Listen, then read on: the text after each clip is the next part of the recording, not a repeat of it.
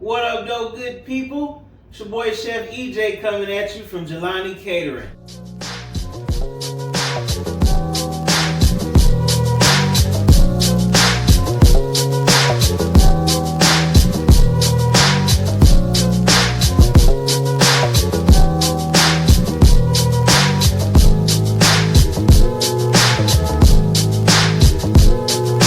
This is for the G. This is for the hustlers. This is for the hustler. Now back to the G's. This is for the G's. This is for the hustler. This is for the hustlers. Now back to the G. This is for the G. This is for the hustlers. This is for the hustler. Now back to the G's. This is for the hustler. This is for the hustlers. Now back to the G. Now back to the G's. This is for the G's. Y'all done? Show sold out, no deals, I'm the one. 10 years in, rate me, bar none. Since 23, all I seen was lump sums. And I gotta send a RP to one punch. I'll never roll with a nigga I can't trust. Oh boy say he got 6 figures, that ain't much. I spent that at the lot on my truck.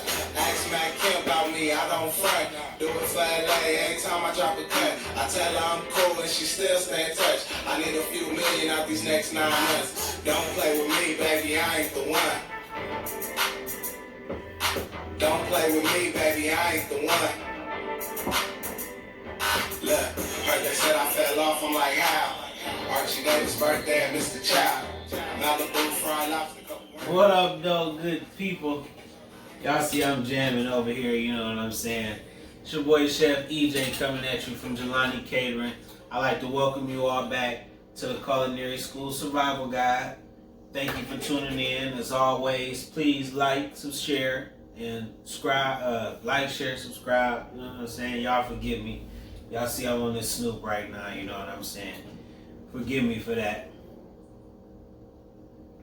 But today's episode of the Culinary School Survival Guide is going to be about how restaurants or restaurant experience cannot replace culinary school, and culinary school cannot replace restaurant experience. You know, y'all hear all these videos where they're talking, oh, you don't need culinary school, you can get it and experience in a restaurant. Or you'll hear a video, you gotta go to culinary school, you know, culinary school's the only way, da da da. That's not what I'm telling you. I'm not telling you either one of those.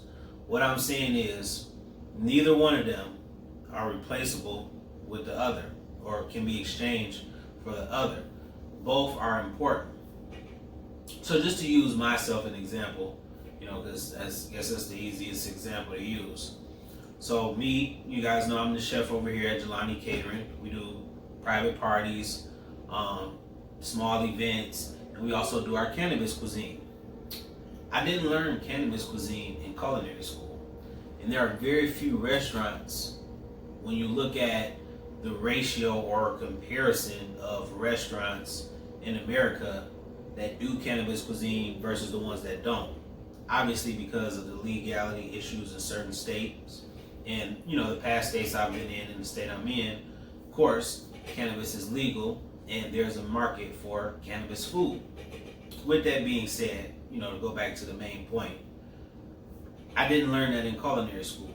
So you're not going to learn everything you want or need to know in culinary school. However, you will learn the basics of cooking fundamentals and the basic techniques and put you on the right path to become a true chef or a culinarian or whatever people want to call it. You know what I'm saying? You know, most people cook. You know what I'm saying? I guess it's only us in the culinary world who get twisted up in all of the titles and all that, which rightfully so. And it's cool. But moving on, like I said, they can't be replaced with each other. And there are certain things that I've learned in school that I never would have learned in a restaurant. Certain products, certain techniques, just because they're not used. Like pâtés and terrines are used in very few restaurants in America. You know, it's more of a private club thing and a super fine dining style place. A lot of places aren't doing pâté en croûte and terrines and galantines and all of these fancy garmage things. It's a select group, which further speaks to my point of saying you need both. in my opinion. Can you get by with just one or the other? Yeah, but I'm not like the get by kind of cat. So I just want to start off by saying that, just both are important and you need both. And we're going to leave that tray down. I ain't about to put it back up. Y'all see what it is. So where was I? So yeah, the importance of both. You can't replace them. They're both equally important. So just to go ahead and go into the fundamental differences of culinary school versus the restaurant. A restaurant is designed, or a main goal or a main purpose is to make money. A school's main purpose or is designed, or like I say, purpose is to teach. So right there, that's your fundamental difference. A school is gonna always choose teaching you tradition, technique, proper procedures, doing it to a T the right way every time over any shortcuts. Versus a restaurant, if it's more profitable or efficient to do a shortcut that doesn't necessarily sacrifice the quality, the restaurant is definitely going to take that route, because efficiency means, or overall means saving money.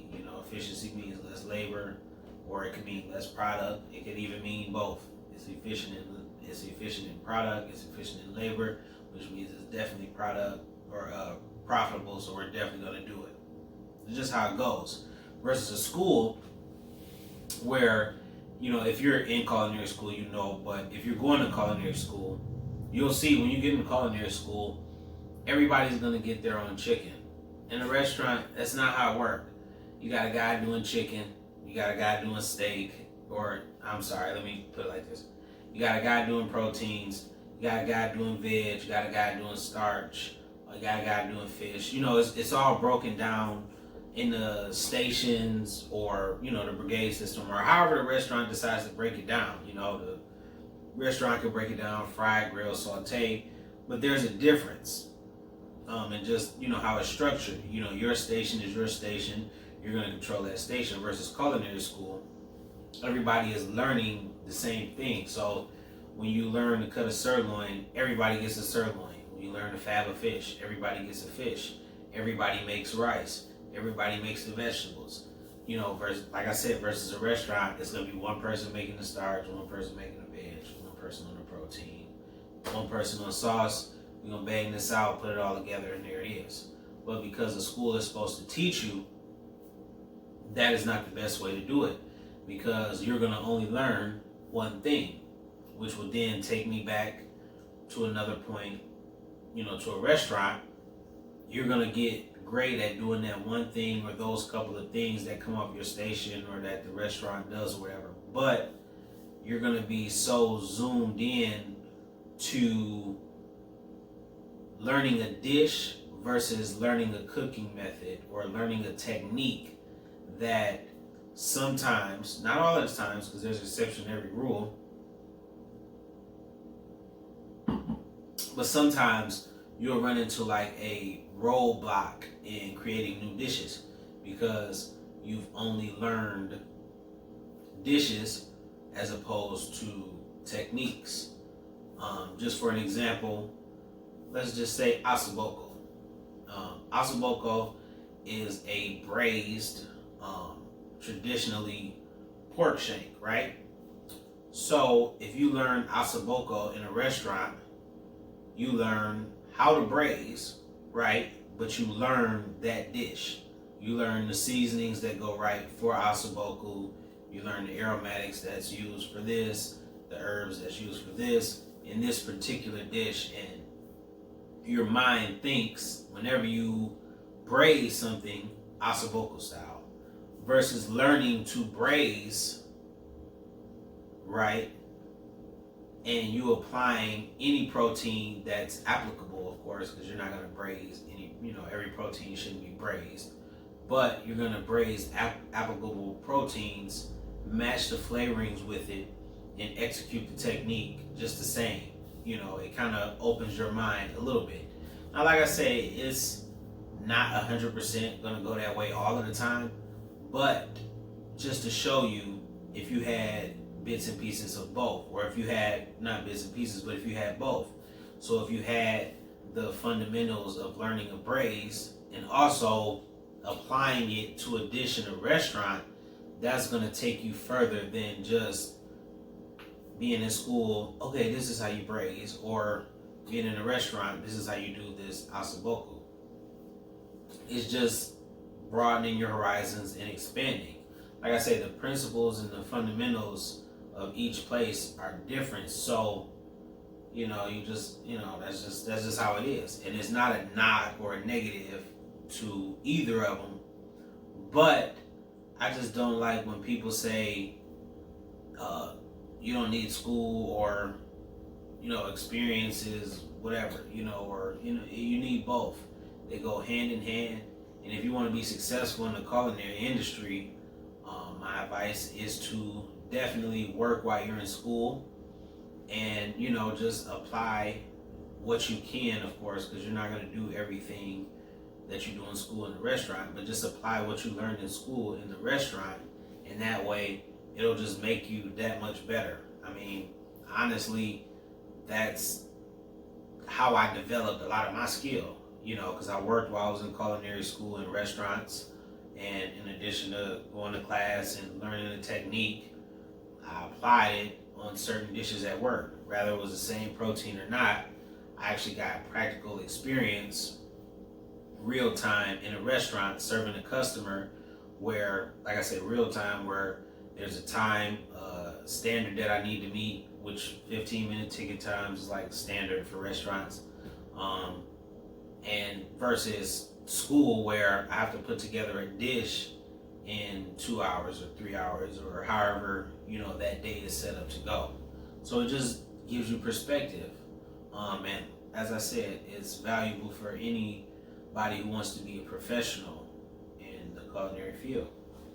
And I think that's like my piece on that. I don't want to just beat a dead horse. I think I kind of gave you guys the gist of it. So we just gonna cap it off there for this episode of the Culinary School Survival Guide, saying work while you in school. Yeah, and I think, matter of fact, I'm gonna title it "Work While You in School." I'm not even gonna title it the whole restaurant can replace and replace. Yeah, just work while you in school. That's literally good, solid advice. But anyway, we're gonna cut this video off. Like, subscribe, share. Oh yeah, go check me out. Instagram, Twitter at Jelani Catering. Go ahead, give us a follow there. Like I say, if you like our content, like, subscribe, share. And as I always say to my good people, cheers.